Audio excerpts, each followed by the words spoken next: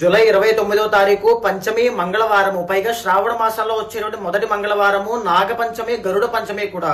చాలా మందికి జాతకంలో కాలసర్ప దోషాలు, కుజ దోషాలు మూలకంగా సంతానం కలగదు, లేదా పెళ్లిళ్లు చాలా ఆలస్యం అవుతుంటాయి, marital లైఫ్ లో ఇబ్బందులు వస్తూ ఉంటాయి, భర్త మాట వినకపోవడం లేదా భార్య మాట వినకపోవడం ఇలాంటివన్నీ ఫేస్ చేస్తుంటారు.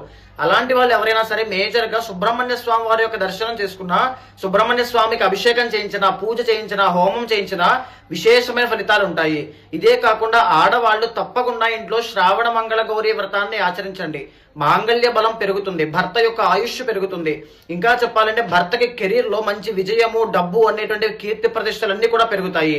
ఇదే కాకుండా marital లైఫ్ లో బాగా ఇబ్బందులు వస్తున్నాయి, మిస్అండర్స్టాండింగ్స్ బాగా పెరిగాయి, కలిసి ఉండాలా విడిపోవాలా ఇలాంటి ప్రాబ్లమ్ తో డైలమాలో చాలా మంది ఉంటారు.